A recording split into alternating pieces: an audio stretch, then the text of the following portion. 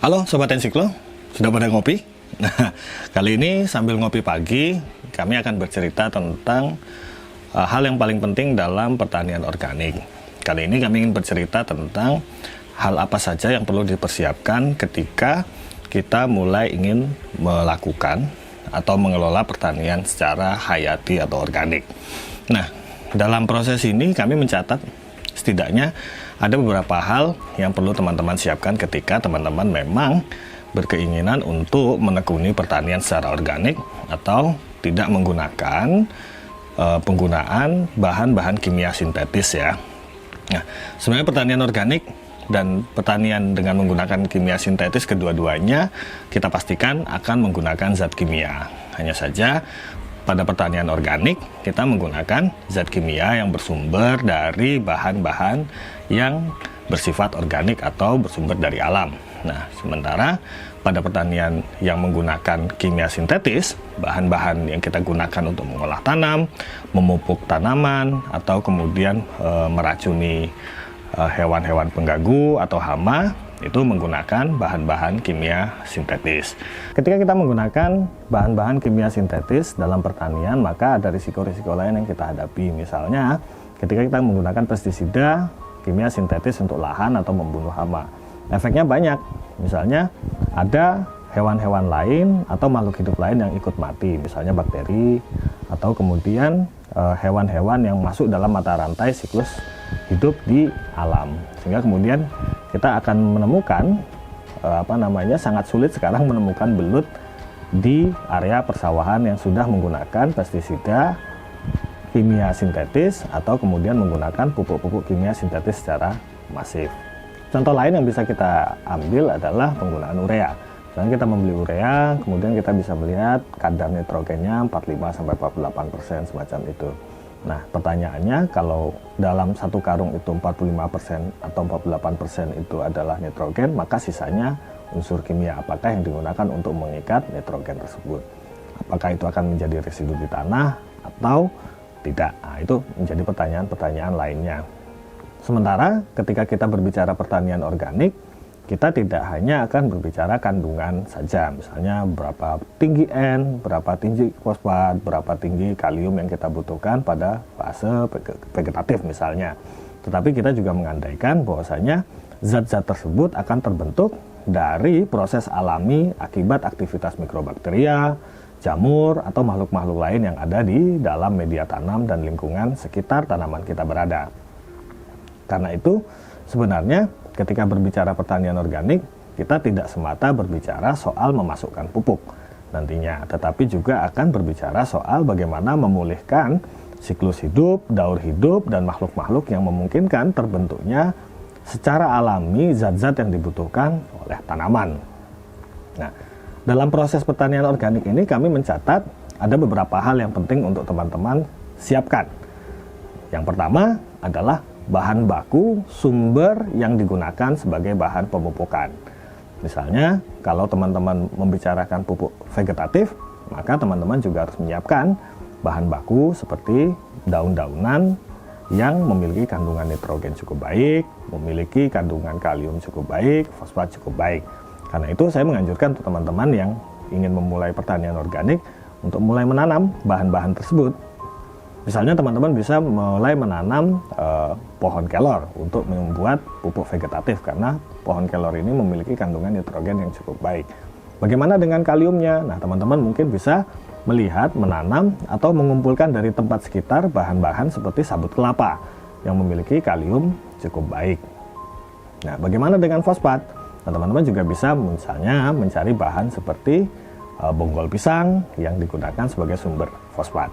Nah, artinya ketika sudah mulai merencanakan untuk masuk ke dalam pertanian organik, bahan baku ini juga harus disiapkan. Begitupun nanti ketika teman-teman berbicara soal membuat pestisida atau fungisida berbahan baku organik. Jadi, teman-teman juga harus mempersiapkan bahan bakunya di sekitar kita.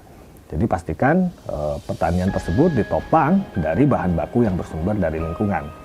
Untuk mengetahui pembuatan fungisida dan pestisida secara organik, teman-teman bisa melihat video-video kami sebelumnya yang sudah kami sajikan.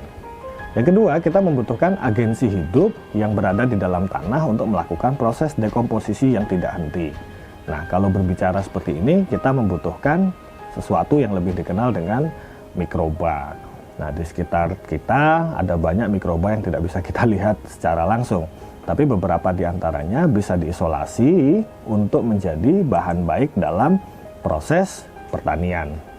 Hanya saja, kalau berbicara soal proses alamiah yang terjadi di alam, maka kita harus bertanya, berapakah jumlah bakteri yang kita miliki untuk besaran lahan tertentu.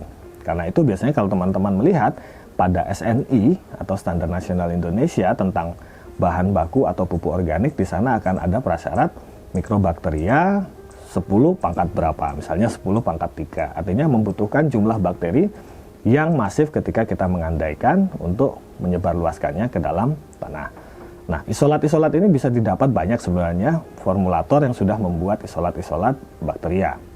Kami sendiri mengembangkan isolat kami sendiri untuk kepentingan lahan-lahan yang kami kembangkan. Nah, ada banyak bakteri yang bisa kita manfaatkan dan berguna dalam proses pertanian organik. Misalnya, ada bakteri yang secara khusus bisa mengikat atau memfiksasi nitrogen. Artinya nitrogen yang ada adalah nitrogen yang muncul dari aktivitas bakteria dengan contoh karbon organik yang tersedia di dalam tanah. Ketersediaan bakteri ini bisa membantu kita mengurangi pupuk karena bahan nitrogen sudah berada dalam tanah akibat proses yang dilakukan oleh bakteri. Ada bakteri juga yang berfungsi untuk melakukan fiksasi terhadap kalium, fiksasi terhadap nitrogen, atau kemudian aktivitas-aktivitas bakteri yang bisa membuat enzim-enzim yang dibutuhkan oleh tanaman.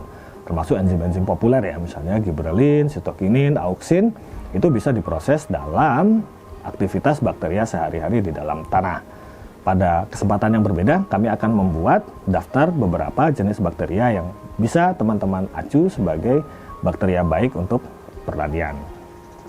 Nah, ada juga beberapa bakteria yang bersifat membantu untuk mengatasi hama. Misalnya beberapa jenis bakteri tumbuh untuk menghalangi tumbuhnya jamur-jamur patogen, misalnya fusarium dan lain-lain. Nah, itu juga menjadi sesuatu kebutuhan yang kita perlu persiapkan. Dengan adanya proses dekomposisi yang tidak berhenti di dalam tanah, maka selama kita memberikan karbon organik ke dalam tanah, misalnya ya, sisa-sisa rumput ketika kita menyiangi, kita letakkan kembali di tanah, maka semua bahan-bahan kebutuhan tadi akan berada di dalam tanah. Karena itu kami mengandaikan bahwasanya jika tanah kita persiapkan dengan baik di awal, maka secara jangka panjang tanah akan bisa terus kita gunakan dengan hanya menambahkan karbon organik sebagai bahan baku pupuk yang berada di dalam tanah. Nah, yang ketiga, teman-teman juga harus mempersiapkan bahan-bahan yang bisa menjadi fungisida atau penahan pertumbuhan jamur secara alamiah. Misalnya, teman-teman bisa lihat ada trichoderma. Silakan dipilih ada 3 jenis trichoderma, manakah yang bisa diisolasi dan mana yang bisa digunakan. Nah, teman-teman juga sudah bisa mencari trichoderma di alam maupun secara luas bisa membeli di toko-toko pertanian. Nah, kenapa trichoderma? Trichoderma sebenarnya punya 2 fungsi yang baik. Yang pertama, trichoderma juga memiliki fungsi dekomposisi. Rata-rata jamur itu memiliki fungsi dekomposisi. Karena itu kalau kita punya nasi, tiba-tiba ditumbuhi jamur, maka nasi itu akan rusak, hancur. Nah, ini proses dekomposisi yang dilakukan oleh jamur. Nah, di lain sisi, trichoderma ini juga memiliki kemampuan untuk mengurangi risiko adanya jamur-jamur lain yang bersifat patogen. Sehingga kemudian keberadaan trichoderma yang masif di dalam lahan juga bisa menghambat perkembangan jamur-jamur lain di lahan yang kita miliki. Nah, yang keempat, teman-teman juga perlu mengetahui agen-agen hayati baik yang juga langsung berkontribusi pada tanaman. Saya sebutkan saja misalnya ada jamur namanya Mycozaria. Nah, jamur ini akan menginfeksi bagian perakaran tanaman kita. Andai kita punya tanaman dengan akar panjangnya 1 meter. Nah, ketika akar ini terinfeksi oleh Mycozaria, maka akan muncul hifa dari jamur ini yang panjangnya lebih dari 1 meter yang berada di dalam tanah. Jadi hifa yang menyebar tersebut akan membantu tanaman mendapatkan nitrogen, fosfat, kalium, atau unsur-unsur hara mikro lain yang dibutuhkan oleh tanah. Nah, saya juga termasuk menganjurkan penggunaan Mycozaria pada proses penanaman untuk membantu pertumbuhan pada tanaman. Selain itu, pemberian Mycozaria akan membantu kita ketika musim kemarau atau musim di mana hujan kurang, air tidak terdapat dengan jumlah cukup di dalam tanah. Keberadaan Mycozaria bisa membantu proses penahanan air, sehingga air akan tetap berada di sekitar lingkaran akar tanaman. Teman-teman, itu tadi beberapa hal yang kita perlu siapkan ketika kita masuk ke dalam pertanian organik atau pertanian hayati. Jika kita ringkas sekali lagi, yang pertama kita membutuhkan bank bahan baku berupa tanaman maupun sumber-sumber lain yang bisa kita gunakan untuk membuat pupuk, membuat fungisida, dan membuat pestisida. Saya sangat menganjurkan teman-teman membuat bank bahan baku di sekitar lingkungan sendiri agar tidak membeli dari luar. Yang kedua, kita membutuhkan agen hayati berupa bakteria untuk melakukan dekomposisi dan beberapa fungsi-fungsi lain di dalam media tanam untuk membantu proses pertumbuhan tanaman. Nah, bakteri-bakteri ini nanti juga akan membantu jika teman-teman ingin membuat contoh POC, pupuk organik cair, atau pupuk padat yang kita ingin berikan ke tanaman.